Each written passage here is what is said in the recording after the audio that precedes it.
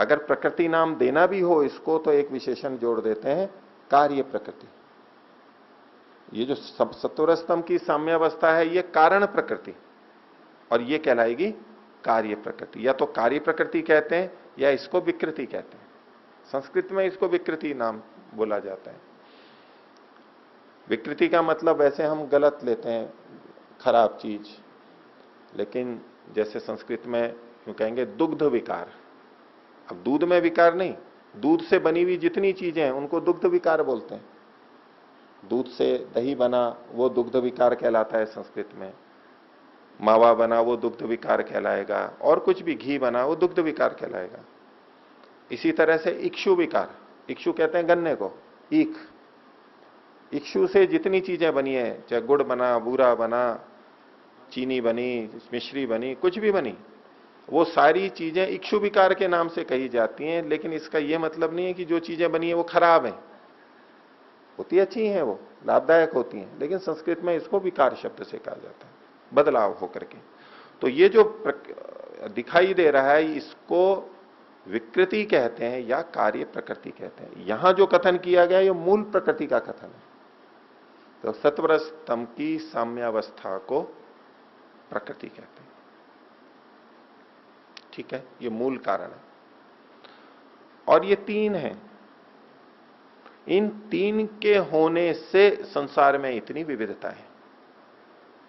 यदि ये सारे कण एक ही जैसे होते, मूल प्रकृति के कण, कण तो बहुत होने ही थे क्योंकि जुड़ करके ही बनता, यदि वो सारे एक जैसे होते तो इतनी विविधता नहीं होती। यदि भोजनालय में एक चीज दे दी जाए, या इससे बनाओ आपको जो भी बनाना है, केवल एक चीज, या तो आटा दे दिया, या केवल घी दे दिया, या केवल चीनी दे दी, क्या कितना करेंगे उससे? लेकिन अगर तीन चीजें भी मिल गई, आटा, घी, शक्कर, उससे कितनी चीजें बना सकते हैं आप लोग? हलवा तो पता ही है मेरे को बना सकते हैं। आटे की चक्की, सुखड़ी भी बोलते हैं गुजरात में, वो भी बना सकते हैं, और लपटा भी बना सकते हैं। लपटा बोलते हैं ना, थोड़ा क्या राब बोलते हैं, और क्या, और कई चीजें बना सकते हैं ना आप। हाँ, मीठी पूड़ी बना सकते हैं आप, पूड़े गुलगुले वो बना सकते हैं, पुए बना सकते हैं, बहुत चीजें बना सकते हैं। एक होगा तो नहीं बना सकते, एक को कितना बनाएंगे आप? और तीन होते हैं तो बहुत सारी विविधता आ जाती है। आजकल कंप्यूटर चलता है, वो किस आधार पे चलता है? उसको कहते हैं जो डिजिटल है, संख्या पे चलता है। तो कंप्यूटर की जो अंदर की भाषा है, बाहर हमारे को जो भी दिखाई देता है वो अलग चीज है, अंदर जो भाषा चलती है उसको बाइनरी बोलते हैं। दो अंक होते हैं केवल, एक शून्य और एक एक। कितनी चीजें? केवल दो, एक शून्य संख्या और एक संख्या। अब इसी का तालमेल होता है, 001 या 100, ऐसे भेद करते चले जाते हैं। जितना सारा कंप्यूटर काम कर रहा है, ये मोबाइल आजकल कंप्यूटर जैसा ही है, ये सारा का सारा कितने पे टिका हुआ है? दो पे टिका हुआ है, बाइनरी है ये गणना, इसे डिजिटल है ये। आजकल जो डिजिट यानी संख्या होती है, अब उसमें कंप्यूटर में हम चित्र भी देखते हैं, उसमें ध्वनि भी सुनते हैं, सब कुछ करते हैं, वो किस पे आधारित है? केवल दो पे आधारित है। पूरे कंप्यूटर का अंदर का जो काम चलता है ना, वो दो पे ही चलता है। हर चिन्ह का, हर बटन का कोई संकेत होता है कि ये इस संख्या को करता है। वो संख्याएं अधिक मात्रा में क्रम बदल बदल के वो अनेक तरह से उसमें जुड़ते हैं। अकेले एक और दो, शून्य और एक ही नहीं होते, वो कई अनेक शून्य, अनेक एक, आगे पीछे, ये करके इतनी भिन्नताएं बन जाती हैं कि आप कंप्यूटर में कितनी चीजें हम देख लेते हैं, सबकी पहचान अलग अलग होती है। देखिए, ये दो के आधार पर कितनी विविधता आ जाती है कंप्यूटर में। लेकिन कंप्यूटर में कितने विषय आते हैं? नहीं, 5 विषय है ना, शब्द, स्पर्श, रूप, रस, गंध। इसकी दृष्टि से देखें तो कंप्यूटर में कितने विषय हमको दिखाई देते हैं? एक तो शब्द, ठीक है, शब्द सुनाई देता है ना, और एक रूप। क्या स्पर्श भी दिखाई देता है? नहीं, कंप्यूटर का बाहर का नहीं, अंदर जो डिजिट से चल रहा है सारा, उसमें कुछ स्पर्श होता है क्या? भाई, आप जो चित्र देख रहे हैं, उसमें नाटक देख रहे हैं, जो भी, उसका कोई छू सकते हैं क्या उसको? स्पर्श नहीं है ना उसमें। कंप्यूटर के बाहर के रूप में तो स्पर्श है, वो छोड़ दीजिए, वो तो डिजिटल नहीं होता है, वो तो भौतिक वस्तुओं से बना हुआ है। अंदर जो का सारा काम चलता है और जो हमारे को उसके पर्दे पे स्क्रीन पे दिखाई देता है, उसमें कितने विषय होते हैं? शब्द सुनाई देता है, आवाज, स्पीकर होते हैं और रूप दिखाई देता है, दो ही है ना। स्पर्श नहीं होता है, गंध भी नहीं होती है और न रस होता है, दो विषयों पे केंद्रित है। नहीं, कंप्यूटर में रस कहां से आएगा? वहां कितने भी हो, या आप टेलीविजन पे भी देख लीजिए, टेलीविजन भी इन्हीं दो विषयों पे केंद्रित है। नहीं, भक्ति रस में चल रहे हो, वो रस तो आपके अंदर पैदा हो रहा है, उधर से तो शब्द ही निकल रहा है, केवल रस नहीं आ रहा है। या रस का मतलब जिह्वा का रस है। मधुर आदि जो 6 रस हैं, उनमें से कोई रस हमारे को नहीं होगा, ये तो मन की भावना है, भक्ति वाली, हास्य रस है इत्यादि, ये तो अलग चीज हो गई। लेकिन वहां केवल शब्द और रूप, ये दो ही विषय हैं, बाकी 3 विषय नहीं है। लेकिन इन्हीं दोनों में इतनी भिन्नताएं हैं कि हमें अनंत जैसा लगता है। कितने रंग रूप, कितनी वस्तुएं, सब चीज उसमें सम्मिलित हो जाती है। दुनिया में जितने भी रंग रूप हैं सब कंप्यूटर में देख सकते हैं हम, डीवीडी चला लो, हार्ड डिस्क में चला लो, सब। जितनी ध्वनियां हैं तरह तरह की, पशु पक्षियों और इतने आदमियों की, मनुष्यों की, सबकी अलग अलग ध्वनि, अलग अलग गीत, लाखों प्रवचन, लाखों शब्द, सब है। जो छपा हुआ है, टेक्स्ट है, शब्द हैं, वो रूप की तरह से है। ये किस पे आधारित है? 2 पे आधारित है। लेकिन 3 चीजें यहां पर छूटी हुई हैं। ये जो सृष्टि में हमें दिखाई देता है, इसमें 5 विषय हमारे को मिलते हैं, और उसका कारण ये 3 चीजें हैं, सत्व, रज और तम। जब 2 से इतनी चीजें बन जाती हैं, बनाई जा सकती हैं, प्रकृति की ये सामर्थ्य, और मनुष्य ने बना ली, जो कि अल्पज्य है। अल्पज्य मनुष्य ने, हमारी दृष्टि से वो वैज्ञानिक बहुत बुद्धि वाले हैं, लेकिन फिर भी परमात्मा की दृष्टि से तो अल्पज्य ही है। उन अल्पज्य मनुष्यों ने प्रकृति की सहायता लेकर के 2 का संयोग वियोग, ऐसा उसका मेल तालमेल ऐसा करके इतनी चीजें बना दी अंदर कि हम संख्या की गणना नहीं कर सकते। तो उस सर्वज्ञ परमात्मा ने प्रकृति की इन 3 चीजों से, ये उससे अधिक विविधता, कंप्यूटर से अधिक विविधता सृष्टि के अंदर है, क्योंकि बाकी 3 विषय भी यहां पर है। वो इन तीनों का तालमेल ऐसा है, ऐसा तालमेल कम अधिक न्यूनाधिक करके कि इतनी सारी विविधता हमारे को विषयों की दिखाई देती है। तो सत्वरस तम, ये 3 है। अगर ये एक जैसे होते तो कई जने कल्पना करते हैं कि सत्वरस तम तो गुण हैं इनके, प्रकृति के हर कण में सत्वरस तम ये गुण है, ऐसा जो मानते हैं, उस दृष्टि से प्रकृति के सारे कण एक जैसे होंगे, हर कण एक जैसा होगा, संख्या तो बहुत होगी लेकिन हर कण एक जैसा होगा, उससे इतनी विविधता कभी नहीं आ सकती। लेकिन ये 3 है, इससे अनंत विविधता हमारे सामने उपलब्ध हो जाती है। तो ये सत्व रज तम की साम्यावस्था जब रहती है, तब हमें कुछ भी नहीं पता लगेगा। लेकिन जब परमात्मा इसको इस रूप में बना देता है, तो इतनी अनंत चीजें, विविधताएं हमारे को उपलब्ध होने लेती हैं। ये विकार स्थिति है, ये विषमावस्था है। वो साम्यावस्था है, ये विषमावस्था है। तो इस मूल चीज को कहा कि सत्वरस्तम की साम्यावस्था प्रकृति है, उसी से ये सारी चीजें बनी है।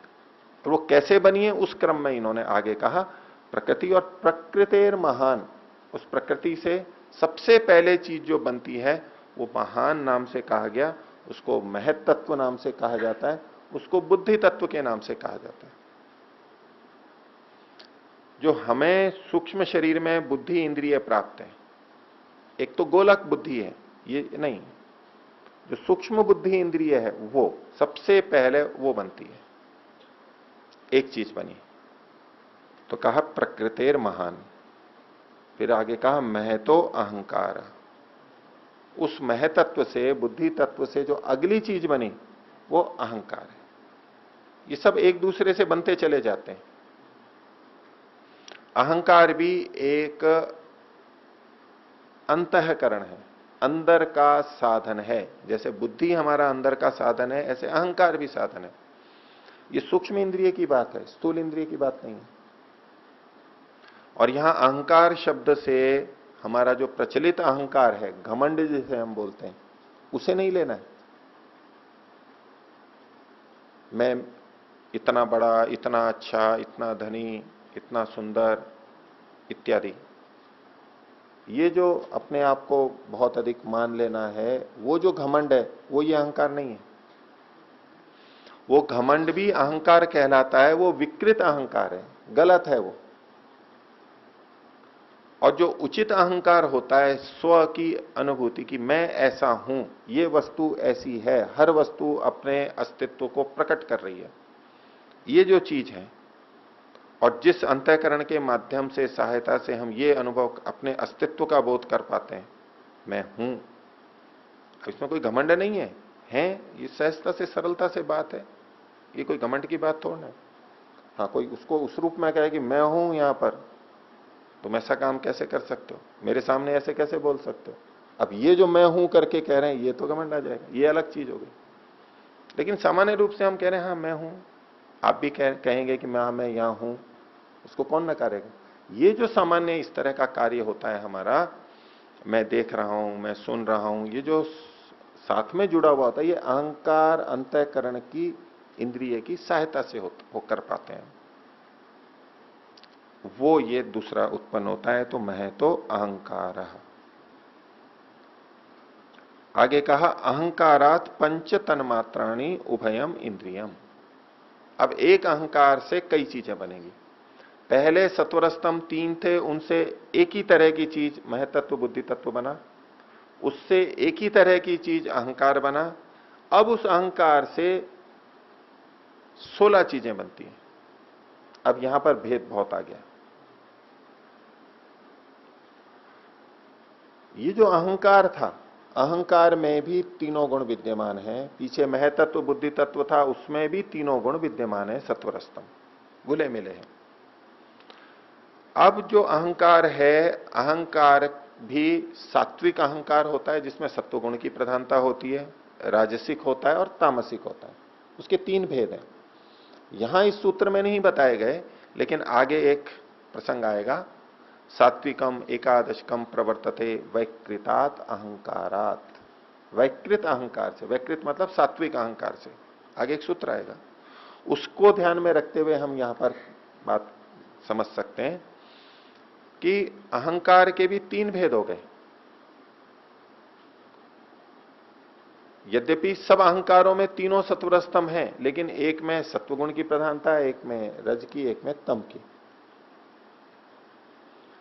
अब इसमें सात्विक अहंकार की प्रधानता और राजसिक अहंकार उससे कम और तामसिक उससे कम, ऐसा जो मिश्रण हुआ, उससे मन बना। मन जो इंद्रिय है, ये अब बनी। बुद्धि पहले थी, फिर अहंकार था, अब मन बना है। मन सत्वगुण प्रधान होता है स्वभावतः, सत्वगुण प्रकाशक होता है, ज्ञान को देता है। तो मन के माध्यम से हम जानते हैं, तो मन जो है वो सत्वगुण प्रधान होता है हमेशा, उसकी रचना ही ऐसी है। सत्वगुण से ये प्रकाश भी होता है। ये जो हम भूतों में प्रकाश देख रहे हैं, सूर्य आदि में, अग्नि में, ये प्रकाश भी सत्व के कारण से होता है, सत्वगुण के कारण से। और जो ज्ञान होता है, ये भी सत्वगुण के कारण से होता है। ज्ञान होता आत्मा को है, चेतन आत्मा है, लेकिन माध्यम जो बनता है वो सत्वगुण बनता है। तो मन के माध्यम से हम बहुत कुछ जानते हैं, तो मन में सत्वगुण की प्रधानता है। इसके साथ साथ मन क्रियावान भी बहुत है, सक्रिय भी बहुत है, बहुत तेज है। ये सक्रियता उसमें रजोगुण के कारण से है, और उसमें तमोगुण भी रहता है। कभी वो स्थिर भी होता है, जब मन को हमें स्थिर करना होता है तो तमोगुण का प्रयोग करते हैं, सात्विकता का प्रयोग करते हैं, रजोगुण को कम कर देते हैं। मन में तीनों हैं, सत्वगुण रजोगुण तमोगुण तीनों हैं, किंतु सत्व की प्रधानता है, रज उससे कुछ कम है और तम काफी कम है। ये मन बना उसी अहंकार से। और फिर 5 ज्ञानेंद्रियां बनी। 5 ज्ञानेंद्रियां भी चूंकि ज्ञान को देने वाली हैं, इसलिए इनमें भी सत्व गुण की प्रधानता होती है, और इनमें क्रियाएं भी होती हैं, रजोगुण भी रहता है, तमोगुण और कम रहता है इनमें। पांचों ज्ञानेंद्रियां, और 5 कर्मेंद्रियां भी बनती हैं। 5 कर्मेंद्रियों में क्रिया की प्रधानता होती है, इनसे ज्ञान नहीं होता है हमें। तो जो कर्मेंद्रियां बनती हैं वो राजसिक अहंकार से बनती हैं, इसमें रजोगुण की प्रधानता होती है, इसलिए ये क्रियावान अधिक होती हैं।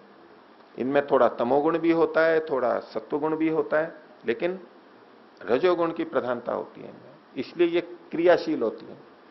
इनका जो उपादान कारण है, मूल तत्व है, वो ही रजोगुण होता है, इसलिए सक्रिय होती है, क्रिया वाली होती है। तो अहंकार से एक तरफ 11 इंद्रियां बनती हैं, मन, 5 ज्ञानेंद्रियां और 5 कर्मेंद्रियां। यहां जो सूत्र में कहा उभयम इंद्रियम, दोनों प्रकार की इंद्रियां, उभय यानी दो। अब ये दो इंद्रियों से हमें यहां ग्रहण क्या करना होता है, आंतरिक इंद्रिय और बाह्य इंद्रिय।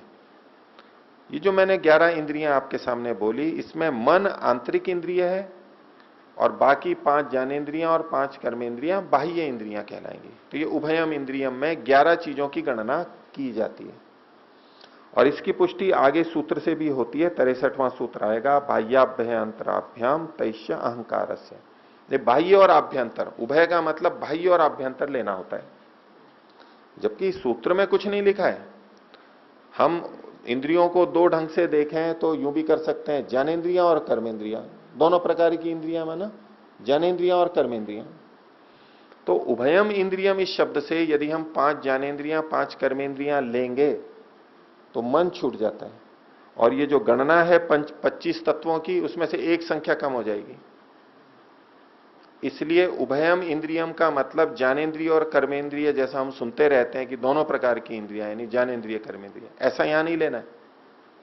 तो दो कारण है, एक तो एक संख्या कम हो जाएगी, मन का ग्रहण नहीं कर पाएंगे, और दूसरा आगे 63वां सूत्र जो है वहां भी हमें पता लग रहा है कि उभय से मतलब यहां बाह्य और आभ्यंतर इंद्रिय का कथन है, अंतः साक्ष्य से हमें पुष्ट हो जाता है।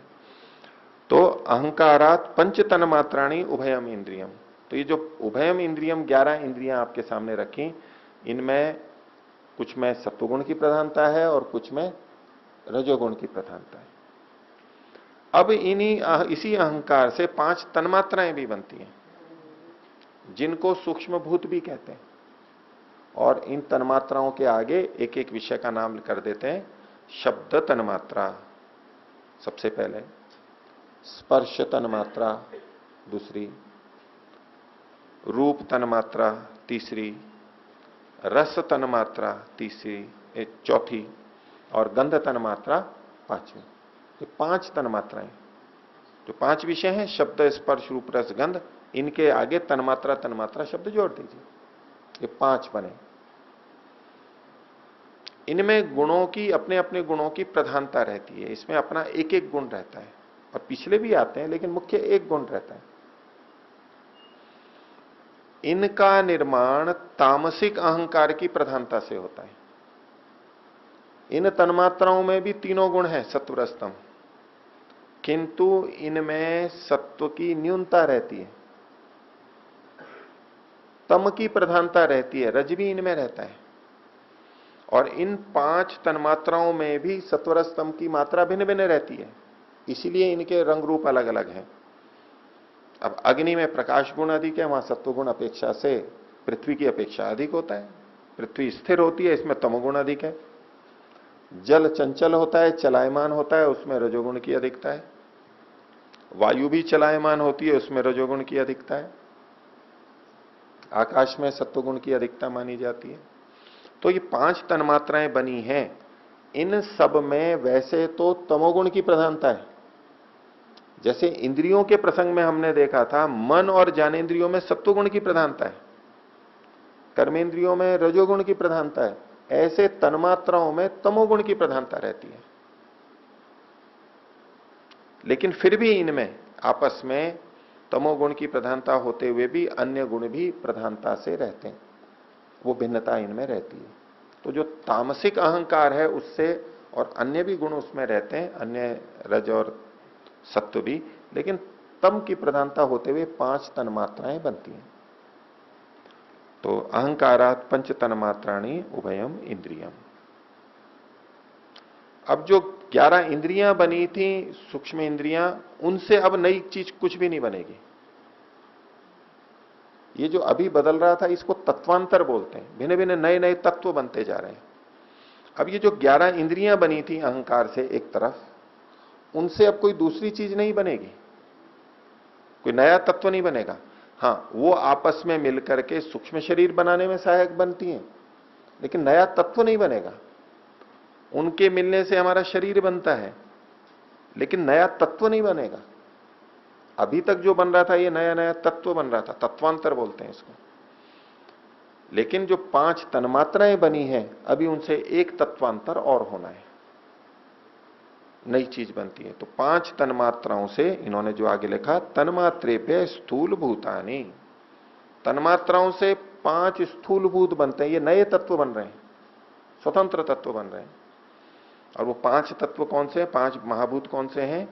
आकाश महाभूत, वायु महाभूत, अग्नि, जल और पृथ्वी। ठीक है, ये 5 महाभूत बनते हैं, ये तत्व हैं।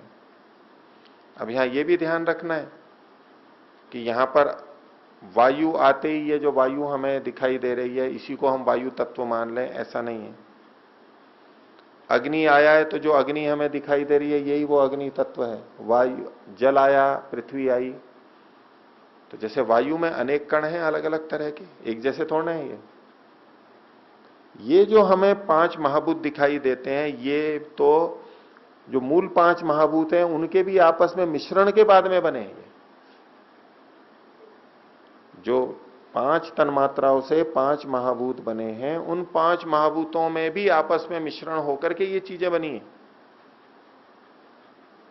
ऐसा नहीं कि ये जल मतलब यही जल महाभूत है, ऐसा नहीं कहते। ये उनका 5 महाभूतों के भी मिश्रण से ये बनते हैं। हाँ, ये जो अग्नि दिखाई दे रही है इसमें अग्नि महाभूत की प्रधानता है, ये जो जल दिखाई दे रहा है इसमें जल महाभूत की प्रधानता है, ऐसा समझा जाए। तो 5 तन्मात्राओं से 5 महाभूत बनते हैं, ये यहां तक तत्वांतर है, नए नए तत्व बने। अब इनसे आगे जो इतनी सारी चीजें बन रही हैं, इनको नया तत्व नहीं माना जाता है दर्शनों में, ये तो इनके मिश्रण से आपस में ये चीजें बनी हैं। तो ये यहां तक 24 चीजें हुई। फिर से गिनेंगे, एक मूल प्रकृति, उसको भी एक गिना, भले ही उसमें सत्वर स्तंभ 3 है, लेकिन एक मूल प्रकृति को गिनते हैं, एक। उससे महतत्व दूसरा हो गया, उससे अहंकार तीसरा हो गया, अहंकार से 11 इंद्रियां, मन, 5 ज्ञानेंद्रियां, 5 कर्मेंद्रियां, तो 11 और 3 14, और अहंकार से 5 तन्मात्राएं, तो 14 और 5 19, और 5 तन्मात्राओं से 5 महाभूत 19 और 5 24। ये 24 तो ये हो गए 24 तत्व, ये जड़ हैं सारे, ये एक वर्गीकरण है। अब उसके आगे कहा पुरुष इति। यहां ये नहीं कहा कि ये उससे बना है, पीछे तक का सारा देखेंगे, प्रकृतेर महान, प्रकृति से महान बना, महतो अहंकार है, महत से अहंकार बना, उससे ये बनते जा रहे हैं। ये करते करते जब पंचभूतानी आए, अब ये नहीं कहा कि पंचभूतों से पुरुष बना है, चेतन बना है। पुरुष इति बस केवल नाम का उल्लेख किया गया। तो जड़ पदार्थ आपस में मिल गए, उससे चेतनता उत्पन्न हो गई, ये वैदिक दर्शनों में स्वीकार्य नहीं है। चेतन तत्व अपने आप में स्वतंत्र है, वो नित्य तत्व है। यहां जो ये 25 चीजें गिनाई हैं, इसमें मूल प्रकृति के जो तीनों कण हैं, सत्वर स्तंभ, वो नित्य हैं, वो अविभाज्य हैं, उनके टुकड़े नहीं हो सकते, वो आदि तत्व हैं, आदि मूल कण हैं। बाद की जितनी चीजें बनी हैं वो संयोग से बनती हैं, उनके टुकड़े हो सकते हैं, वो वापस नष्ट हो सकती हैं, लेकिन सत्वर स्तंभ कभी नष्ट नहीं होंगे।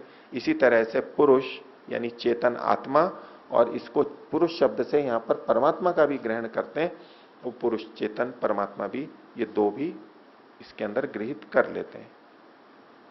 ये भी अनादि तत्व है। तो पुरुष इति पंचविंशतिर गण, पुरुष आत्माएं भी बहुत सारी हैं, जीवात्माएं भी बहुत सारी हैं, हम संख्या नहीं कर सकते उसकी। जैसे सत्वर स्तंभ के कण बहुत अधिक है, आत्माएं भी बहुत हैं स्वतंत्र, और एक परमात्मा भी है। तो ये सब मिला करके इस पुरुष शब्द से गृहीत होता है चेतन तत्व में। ये 25 तत्वों का समूह। अब चूंकि यहां ये 25 संख्या आई है, आगे भी कुछ आएंगी, इसलिए कई जने, जो मैं प्रारंभ में कह रहा था कि कुछ लोग इन संख्याओं को देख करके भी कहते हैं कि चूंकि इसमें कई इस तरह की गणनाएं हैं, इसलिए सांख्य दर्शन को इन संख्याओं के कारण से सांख्य दर्शन कहा जाता है। वो भी एक संगति है। ठीक है, पूछिए, माइक आने दीजिए आप तक। माइक लेकर के आ जाइए पीछे से, बोलिए। आचार्य जी, जैसे सत्व रज तम तीनों से मिलकर सबसे पहले जो तत्व बना वो महत बुद्धि, उसके पश्चात अहंकार। तो अहंकार जब बनाया ईश्वर ने, तो महत में कुछ और तत्व सत्व रज तम के मिलाए होंगे, इसका अर्थ ये हुआ ना? क्योंकि सीधा महत में तो परिवर्तन अपने आप तो आएगा नहीं, मान सकते हैं वो। और दूसरा ये कि जब सत्व रज तम तीनों से मिलके महत बना, तो सारे ही कणों से तो महत नहीं बना होगा। नहीं बना, उसको मैं बता देता हूं। सत्वर स्तंभ से कुछ से महतत्व बना दिया, ठीक है। अब जो आगे की प्रक्रिया है उसमें महतत्व को भी 3 भागों में फिर बांटा जाता है। जैसे अहंकार का हमें मिला, संकेत यहां नहीं है लेकिन हम ऊहा कर सकते हैं कि बुद्धि तत्व भी 3 प्रकार का, उसमें भी सात्विक, राजसिक, तामसिक। अब उसके भेद से अब बुद्धि तत्व कुछ उसने बचा के रख लिया एक तरफ, जिसमें से थोड़ा थोड़ा जितना हमें आवश्यक होता है वो सूक्ष्म इंद्रिय के रूप में सबको मिला, वो अलग रखा है। वो बुद्धि तत्व महतत्व बना हुआ रखा है, और उस बुद्धि तत्व में से बहुत सारे में से अहंकार बना दिया। सारा बुद्धि तत्व अहंकार तत्व नहीं बना, क्योंकि बुद्धि तत्व की भी तो आवश्यकता है अलग से, उसको भी बचा के रखा।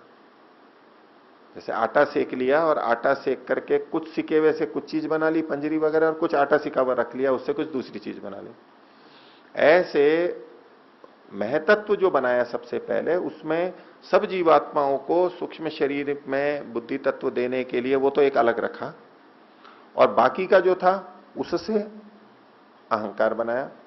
अब अहंकार में भी सबको देना है, अहंकार अंतःकरण जो इंद्रिय है वो अलग से रखा, जो कि सबको सूक्ष्म शरीर में थोड़ा थोड़ा जाएगा, और बाकी का जो बचा जिससे कुछ से इंद्रियां और ये मन आदि बनाए और कुछ से तन्मात्राएं बनाई।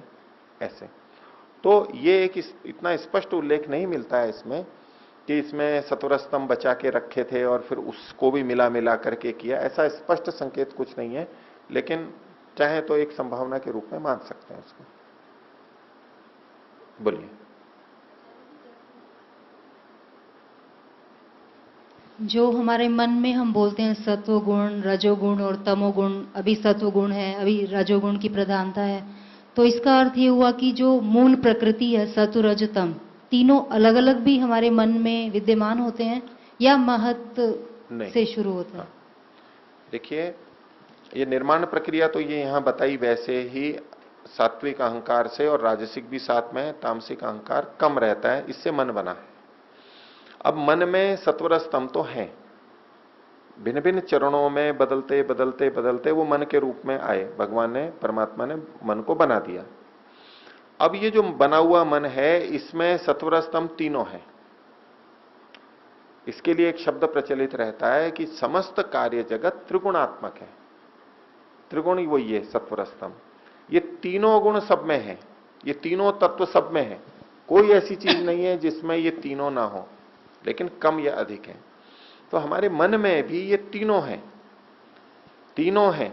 और हम देखते हैं कि हम देखो, कोई भी कितना भी चंचल हो, कितना जानता है, देखना, सुनना, करना, ये सारा ज्ञानेंद्रियों से जो जितनी सूचनाएं आ रही हैं वो मन के माध्यम से आगे जा रही हैं। मन विश्लेषण करता है, चिंतन करता है। तो सात्विकता तो इसमें है, ज्ञान, प्रकाश, ये तो इसमें अधिकता से हमें उपलब्ध हो ही रहा है। अब जब ये अच्छा उभरता है और रजोगुण दबा हुआ रहता है कम, तो ये नियंत्रित रहता है। लेकिन ज्ञान के उभार के साथ साथ यदि रजोगुण उभरा हुआ रहेगा और अनियंत्रित हो जाएगा ये, तो अब चंचलता आ जाएगी। वो कभी ये सोचेगा, कभी ये सोचेगा, कभी ये देखेगा, कभी वो देखेगा। वो क्षिप्त अवस्था रहेगी या विक्षिप्त अवस्था रहेगी। उभार होता है सत्वर स्तंभ का, मन में उभार, उद्भव और अनुद्भव, दबना, ये चलता रहता है।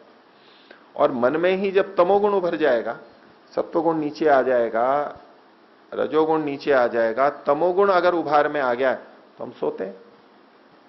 मन वही है, लेकिन उसमें अब इन तीनों गुणों की के उभरने और न उभरने से न्यूनाधिकता है। अंदर जो घटक हैं तत्व वो समान ही रहते हैं, उसमें भिन्नता नहीं होती है।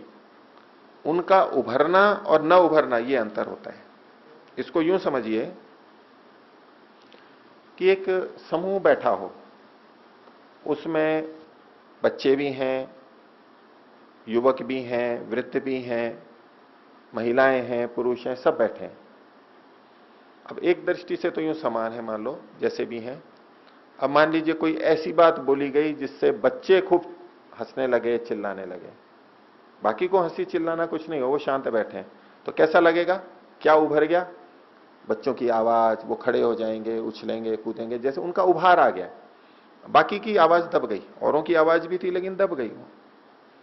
कभी ऐसी चीज हो गई जिसमें महिलाएं बोल पड़ी, वो खड़ी हो गई, नारे लगाने लगी, उभार हो गया, बाकी सब बैठे हुए हैं, ये अनुद्भूत है। महिलाएं उद्भूत हो गई, प्रकट हो गई।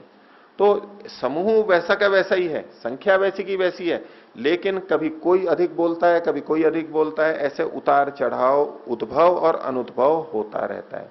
ऐसे ही मन में सत्व रज तम तीनों के जितने जितने कण परमात्मा ने बना के दे रखे हैं वो तो जो कि तू हैं, सदा है, उसमें न्यूनाधिकता नहीं हो रही है, पर उनके उभार और दबाव में, उद्भव और अनुद्भव, प्रकाशित होना और अप्रकाशित होना, इसके अंदर अंतर आता है। जैसे कि टेलीविजन में, स्क्रीन में आजकल जो एलईडी लाइटें आती हैं, या उसमें छोटे छोटे कण होते हैं ना, बहुत सारे कण मिलकर के फिर हमें चित्र बनता है। तो कभी कोई बिंदु प्रकाशित होता है, कोई बंद होता है, तो कहीं अंधेरा भी दिख जाता है हमारे को उसी स्क्रीन पे, कालापन, और कहीं लाल, कहीं हरा, ये अलग अलग जो उद्भव होंगे, जहां अभी हरा दिख रहा है उसी जगह लाल भी दिख जाएगा, उसी जगह काला भी दिख जाएगा। क्यों? अंदर जो कण है वो कभी कोई उभरता है, कोई कम होता है, कोई परिवर्तित होता है, लेकिन उसमें जो चीजें डली हुई हैं, जो तत्व है, वो तो जो का तू है स्क्रीन में। पर उभार, उद्भव, अनुद्भव के कारण से भेद होता रहता है।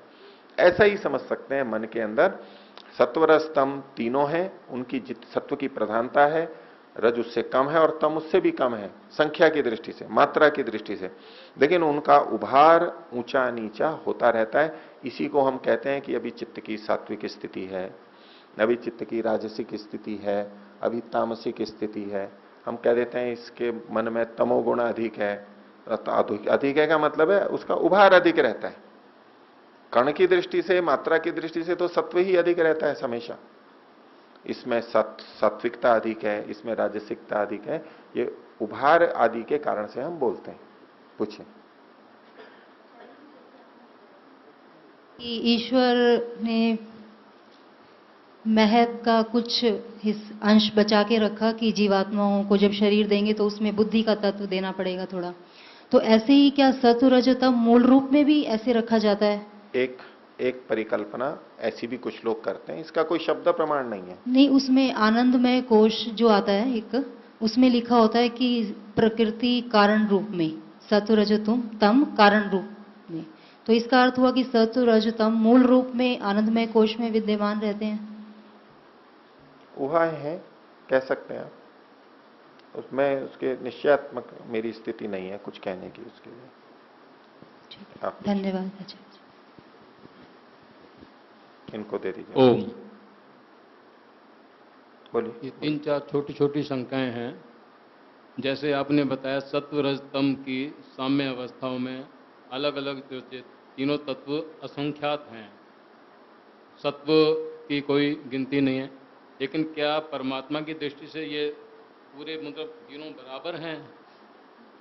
तीनों तत्व बराबर हैं संख्या की दृष्टि से परमात्मा के ज्ञान में? इसकी कोई जानकारी नहीं कि वो समान है असमान है। साम्यावस्था का मतलब उनकी संख्या समान है, ये यहां तात्पर्य नहीं प्रतीत होता है। वो तो उनकी प्रसुप्त अवस्था है, गुणों की मिले जुले नहीं है, इस रूप में तो है, लेकिन उनकी तीनों की परस्पर संख्या किसकी अधिक है कम है, इसका सीधा सीधे कथन तो कहीं शास्त्र में मिलता नहीं है और अभी तक मेरे को तो ज्ञात नहीं है। कुछ नहीं दूसरी शंका है जी, जैसे सत्व तम से महतत्व, सत्वरज तम या प्रकृति उसका कारण है, महतत्व उसका कार्य हो गया, उसके बाद अहंकार का कारण महतत्व हो गया, इससे आगे इसी तरह उपादान कारण से बनते चले गए और उनको जो मूल कारण है उसको तत्व माना है प्रकृति को, उससे जो कार्य उत्पन्न हुए उन सबको भी उसी श्रेणी में रखा जा रहा है तत्वों की तत्वों की संख्या से जी। इसके तत्वों की दृष्टि से वो योग दर्शन में आती है ये बात, व्यास भाष्य में उन्होंने कहा कि इसके आगे तत्वांतर नहीं होता है। थोड़ा सा बस संकेत है कि इनको ये तत्व मानते हैं, मूल चीजें मानते हैं, हालांकि बनी है ये, ऐसा नहीं कह रहे कि ये नित्य है, ये कारण कार्य दोनों हैं, लेकिन महाभूतों तक की जो रचना है मूल प्रकृति से आपस में मिलजुल करके जिस भी तरह हो रही है, वो जो प्रक्रिया है वो एक अलग प्रक्रिया को मानते हैं, दो तरह की मान रहे हैं। और उन महाभूतों से जो चीजें बनी है, परिवर्तन तो वहां भी हो रहा है। अभी तो रसोई में भी कितनी सारी चीजों को मेल जोल करके हम इतने व्यंजन और भोजन आदि बनाते हैं। अब बदलाव तो यहां पर भी हो रहा है, लेकिन इसको ये तत्वांतर नहीं मानते हैं।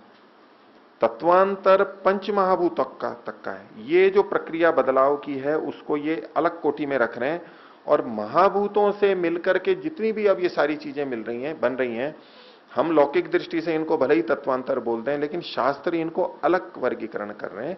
ये अभी मेरे को स्पष्ट नहीं है कि वो पांच को तत्वांतर क्यों कह रहे हैं और इधर को तत्वांतर क्यों नहीं कह रहे, और क्या भिन्नता है। इसका कोई शास्त्रीय स्पष्टता से उल्लेख तो प्राप्त होता नहीं और न कोई ऊहा वहां पर काम कर रही है, लेकिन इनके वचनों से तो ये पता लगता है कि उसको ये अलग देख रहे हैं और इसको अलग देख रहे हैं, ऐसा। तीसरा, इसमें उभय इंद्रियों के, जैसे आपने बताया इसमें मन के बारे में नहीं बता रखा, तो अनुमान प्रमाण से समझें हम उभय इंद्रियों को, जैसे यहाँ कार्य अपने ज्ञानेंद्रियां और कर्मेंद्रियां, ये भी इसका अर्थ ये भी लग सकता है, दोनों प्रकार की इंद्रियां। साथ में आपने कहा कि मन भी इसमें तत्व आ गया, जो कि इसमें प्रत्यक्ष रूप से इसमें सूत्र में नहीं आया है। नहीं, अनुमान सूत्र में नहीं, अनुमान से नहीं ले रहे हैं। सूत्र की रचना ही ऐसी है कि इसमें मन को भी लेना है हमें।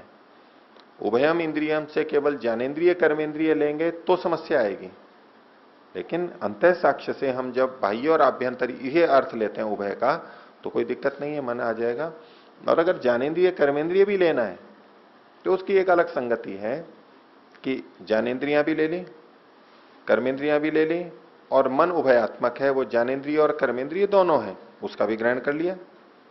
ऐसे लेना चाहे तो ले लें, लेकिन 63वें सूत्र में बाह्य आभ्यंतर आभ्याम ये शब्द आया है, इस दृष्टि से यहाँ उभय का हम बाह्य और आभ्यंतर अर्थ लेते हैं।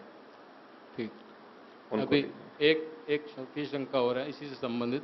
प्रकरण जो चल रहा था कि मन के अंदर सात्विक गुण राजसिक गुण उभरते रहते हैं, तो जैसा व्यवहार में देखा जाता है, ये कहावत है कि जैसा खाओ अन्न वैसा बने बन। अगर कोई व्यक्ति दूध अधिक पीता है तो उसका मन सात्विक बनता रहता है, और कोई व्यक्ति शराब आदि पीता है तो उसके अंदर तामसिक अवस्था ज़्यादा रहती है। तो प्रभाव जो बाहर से हमने ग्रहण किया, मन पर उसका प्रभाव पड़ता है।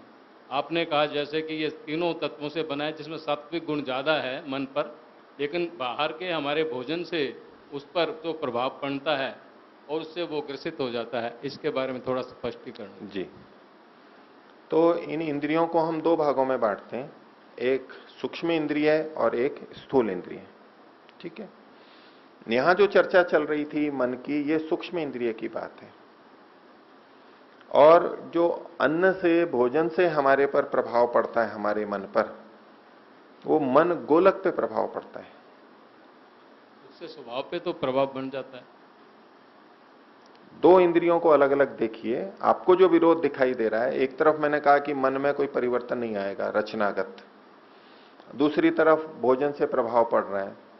ये जो प्रभाव पड़ रहा है ये मन के गोलक पे पड़ रहा है।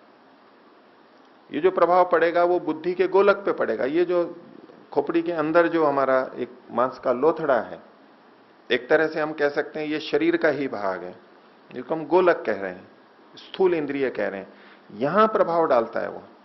इसमें भिन्नता आती है, इसकी क्रिया में भिन्नता आ जाएगी।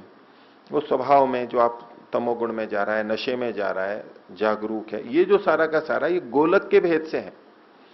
अंदर की जो सूक्ष्म इंद्रिय है, मैं उसकी बात कर रहा था, उसमें इसका परिवर्तन नहीं आएगा। जैसे कि सूक्ष्म इंद्रिय मन और बुद्धि के वही रहते हुए भी जब वो मनुष्य शरीर में होता है तो गोलक के भेद से अलग ज्ञान प्रकार होता है, और वही सूक्ष्म शरीर पशु पक्षी शरीर में भी होता है। लेकिन वहां चूंकि गोलक वैसा नहीं होता है, इसलिए वहां वैसी क्रियाएं नहीं देखी जाती। तो भोजन का प्रभाव गोलक जो मन है, मन का जो गोलक है, यानी स्थूल मन पे, स्थूल बुद्धि पे पड़ेगा, सूक्ष्म पे नहीं पड़ेगा। मेरे को ऐसा समझ में आया हुआ है। स्थूल मन पर जो प्रभाव पड़ा उससे आत्मा प्रभावित हो जाता है, उसके कारण कर्म फिर बिल्कुल बन जाते हैं। बिल्कुल होता है, कोई दो राय नहीं। सीधा प्रभाव पड़ा, ठीक है, सूक्ष्म मन पर तो जो जैसे बनाया, लेकिन उसने सीधा प्रभाव आत्मा पर तो डाल ही दिया। कोई दो राय नहीं, उसका तो कोई निषेध नहीं है। इसका प्रभाव मन पे भी पड़ता है। मैं अंतर जो बता रहा था उसको पकड़िए। मन में, सूक्ष्म मन में सत्वरज तम की मात्रा की न्यूनता अधिकता नहीं होगी, मैं ये कह रहा था। लेकिन उसमें उद्भव अनुद्भव तो होगा, ये तो मैं बता ही रहा था। कि हमने जो भोजन किया, सात्विक भोजन किया, स्थूल गोलक मन की भी स्थिति बदली और उसका प्रभाव हमारे मन पर भी पड़ा, सूक्ष्म मन पर भी प्रभाव पड़ा। मैं प्रभाव का मना नहीं कर रहा हूं, उसमें सात्विकता उभर जाएगी, उसमें राजसिकता उभरेगी, तामसिकता उभरेगी। ये उभार तो होगा, ये भोजन से भी होगा, ये हमारे विचारों से भी होगा, संस्कारों से भी होगा, बहुत सारे कारण बनेंगे उसमें। मैं जिस बात का निषेध कर रहा था वो ये कि मन की जो रचना है उपादान रूप में, सत्वर स्तंभ के कण जितने जितने हैं उसमें न्यूनाधिकता नहीं होती है कि सत्वगुण और आकर के उसमें प्रविष्ट हो गए, रजोगुण आकर के उसमें प्रविष्ट हो गए। मैं उस बात का निषेध कर रहा था। उपादान रूप में मन को सात्विक ही बनाया और वो सात्विक ही रहता है, उसकी ही प्रधानता रहती है। वो योग दर्शन के अथा योगानुशासनम नहीं, योग चित्तवृत्ति निरोधा जो सूत्र है उसके व्यास भाष्य में ये सारा विस्तार से है। मन सत्वगुण की प्रधानता वाला ही है, तो प्रभाव तो पड़ेगा उसका, लेकिन कणों में भिन्नता नहीं आएगी। इतना क्या था, उनको दीजिए। आगे और कौन है, बोलिए, उसको चला लीजिए। ओम ओम।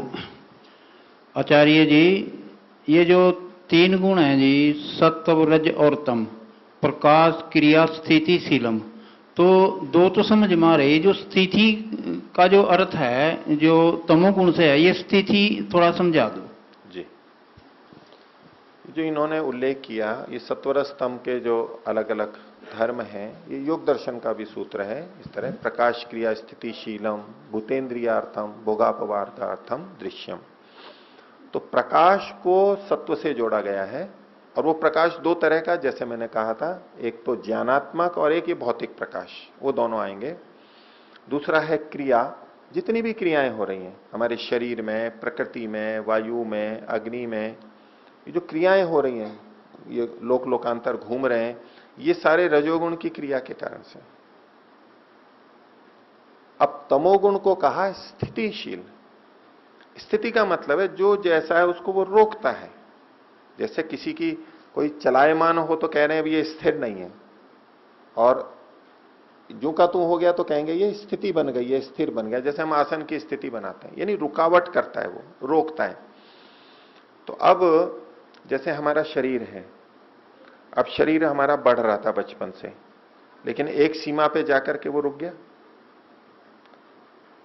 वो किसके कारण से रुका? तमोगुण के। उसने एक स्थिति बना दी। हमारा शरीर जितना है अभी, चमड़ी और इतना, इसके बाहर नहीं है ना, एक सीमा में बंधा हुआ है। इसको किसने रोक रखा है? स्थिति किसने बना रखी है? तमोगुण ने बना रखी है। ये मकान बने हुए हैं, ये पेड़ हैं, ये जो स्थिर दिखाई दे रहे हैं हमें, गिर नहीं जा रहे हैं यूं, ये चलायमान नहीं है। यद्यपि अंतर्गति हो रही है इनमें, परमाणुओं में, जो आजकल वैज्ञानिक मानते हैं इलेक्ट्रॉन्स घूम रहे हैं, वो कुछ भी हो रहा हो अंदर, लेकिन फिर भी ये दीवार एक स्थिरता से खड़ी हुई है। ये जो स्थिति है ये तमोगुण के कारण, और तमोगुण इस दृष्टि से बहुत उपयोगी भी होता है, वो कोई नकारात्मक चीज नहीं है हमेशा। अगर तमोगुण नहीं उभरेगा तो हमारे को नींद ही नहीं आएगी, फिर और परेशान हो जाएंगे हम। जिसको हम सात्विक निद्रा कहते हैं उसमें भी तमोगुण होता है, उसके बिना नींद ही नहीं आएगी। हाँ, तमोगुण अधिक नहीं होता है, तो इसलिए हम उठते हैं तो तरोताजा उठ जाते हैं, जागरूक, नहीं तो आलस्य बना रहता है सोने के बाद भी। तो स्थिति मतलब कोई भी चीजें बढ़ना करना एक सीमा पे जाके रुक जाती हैं तमोगुण के कारण से, फैलती नहीं है, बिखरती नहीं है, यूं उड़ती नहीं रहती हैं। अब वायु है, वायु में तमोगुण की न्यूनता है, इसलिए वो स्थिर नहीं रहती, चलती रहेगी इधर उधर। पृथ्वी में तमोगुण की अधिकता है तो पत्थर को जहां रखेंगे वहां रहेगा। ये माइक है, इसमें तमोगुण की अधिकता है, रखा रहेगा। लेकिन पानी को अगर यहां इतनी मात्रा में यहां छोड़ दें तो नहीं रुकेगा, यहां पर वो बह जाएगा। उसमें स्थिति कम है। लेकिन पानी भी किसी ढलान में जाएगा तो वहां जाके रुक जाएगा, उसी आकार प्रकार का होगा। लेकिन वायु उतना भी नहीं रुकेगी, वायु तो और फैल जाएगी, इधर उधर जाएगी। तो तमोगुण जो स्थिति बनाता है वो इस कारण से, सब चीजों की जो स्थिति हम देख रहे हैं, बहुत व्यापक प्रयोग है तमोगुण का। उसके बिना तो ये सब कुछ रह नहीं सकता था। ये सब चीजें जो स्थिर कड़ी हैं, ये तिपाया है और है, घड़ा बना हुआ है, रुका हुआ है, पानी को रोक रहा है, ये तमोगुण के कारण से है सारा स्थिति। ठीक है, पूछिए। आचार्य जी, आपने अभी बताया था कि प्रकृति को मोक्ष आत्माएं भी समझ सकती हैं। तो मैं जानना चाहता हूं कि क्या जीवात्मा जैसे अल्पज्ञ है तो मुक्ति में जाकर के इतनी बड़ी प्रकृति को समझने में सक्षम है पूरी तरह से? जी, देखिए, आत्मा तो अल्पज्ञ है और वो उसका स्वभाव है, वो चाहे बद्धात्मा हो चाहे मुक्तात्मा हो, वो हटेगा नहीं उसका, अपने आप की दृष्टि से देखें तो। लेकिन जैसे प्रकृति में रहते हुए शरीर इंद्रियों आदि की सहायता से आत्मा बहुत सारा ज्ञान भी ग्रहण कर लेता है। अपने आप में अल्पज्ञ होते हुए भी कितना ज्ञान हम ले लेते हैं, बहुत सारा ज्ञान इकट्ठा कर लेते हैं। ऐसे ही यानी माध्यमों से, साधनों से, यदि साधन उपयुक्त हो तो हम ज्ञान को बढ़ा सकते हैं अल्पज्ञ होते हुए भी। अल्पज्ञ होने का यह अर्थ नहीं है कि जितना ज्ञान हमारा है बस उतना ही रहेगा, कभी बढ़ नहीं सकता, हम बिगाड़ भी सकते हैं, यह हमारा सबका प्रत्यक्ष है। ऐसे ही मुक्ति में परमात्मा की सहायता से, सर्वज्ञ की सहायता से हम अधिक ज्ञान जान सकते हैं, इतना ज्ञान जितना कि इन प्रकृति में रहते हुए हम नहीं जान पाते। ऐसे ही जो समाधिस्थ योगी होते हैं, ईश्वर का साक्षात्कार कर लिया और जिनका ईश्वर से सीधा संबंध हो गया और ईश्वर से भी जो सीधा जान लेते हैं, वो भी जान सकते हैं। इंद्रियों से हम कभी भी उतना नहीं जान सकते जितना सीधा ईश्वर से जान सकते हैं। ये आंतरिक प्रत्यक्ष कहलाते हैं, योगियों के प्रत्यक्ष कहलाते हैं। तो यहां बद्धात्माएं भी परमात्मा की सहायता से बहुत अधिक जान लेती हैं, जान सकती हैं। और मुक्तात्मा के पास तो ये भी बंधन नहीं है शरीर का, वहां वो अव्याहत गति से और अपनी इच्छा अनुसार जो जानना चाहती है परमात्मा उस कामना की पूर्ति करता है, उसको वो जना देता है। इस सिद्धांत के आधार पर मैंने ये एक बात बोल दी थी, सीधे सीधे शब्द प्रमाण नहीं है कि मुक्त आत्माएं भी प्रकृति के कणों को पूरा जानती हैं, लेकिन चूंकि वो जो जानना चाहती है परमात्मा जना देता है, और परमात्मा चूंकि सर्वज्ञ है इसलिए जानता है, तो वो उसको मुक्त आत्माओं को जना देता है, भले ही उसका स्वभाव अल्पज्ञ हो। जब तक परमात्मा जनाता है तब तक वो जानेगी, जब परमात्मा नहीं जनाता तो आत्मा वैसे ही अल्पज्ञ है, फिर उसके पास वो ज्ञान रहेगा नहीं। ठीक है, इनपुट।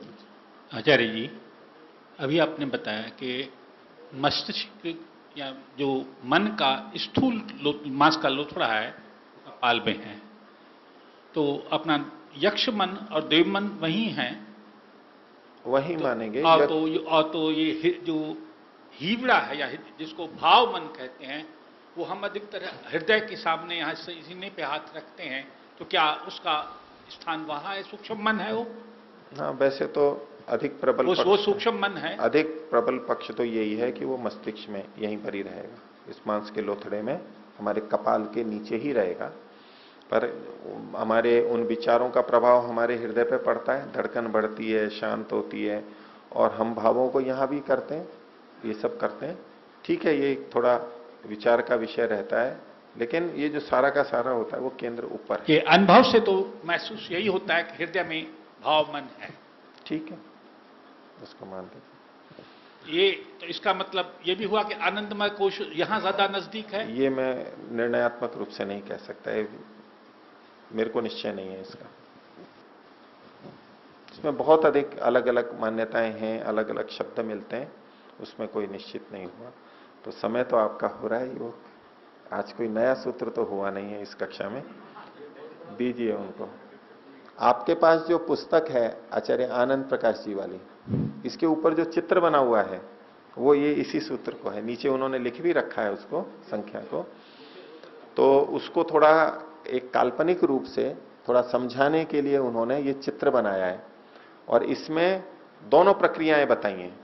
मूल प्रकृति से बाईं तरफ यूं जाएंगे तो रचना का बताया है, निर्माण का, जो कि हमने इस सूत्र में पढ़ा ऊपर तक, और उसके बाद में फिर प्रलय का भी बताया, जो विपरीत क्रम है वो हम आगे के सूत्रों में पढ़ेंगे।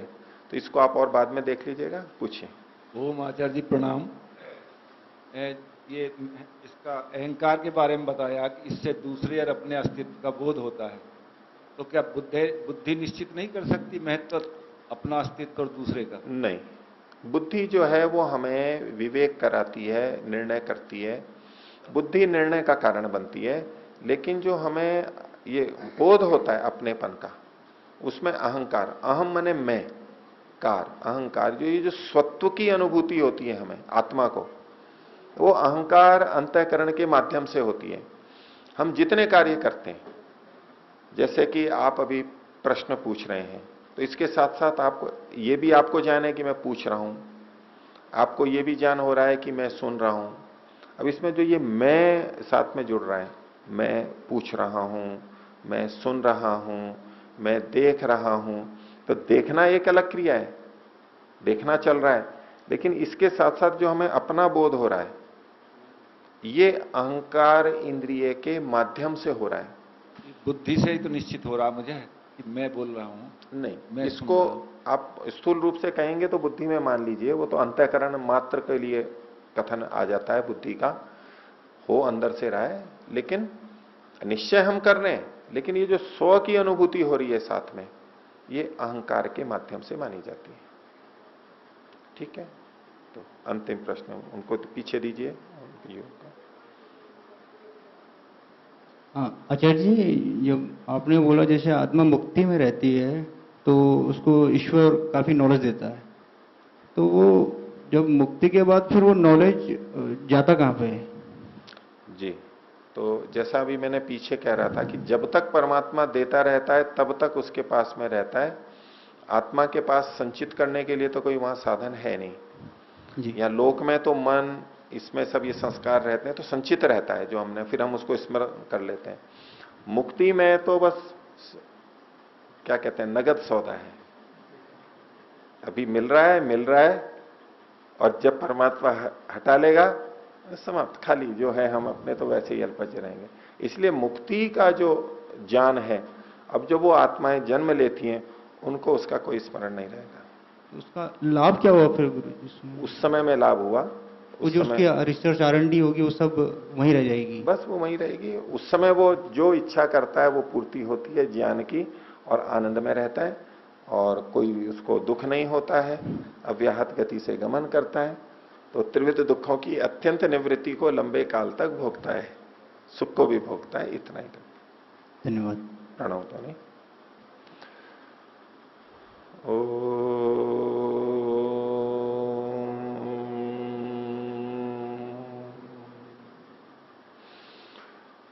ओ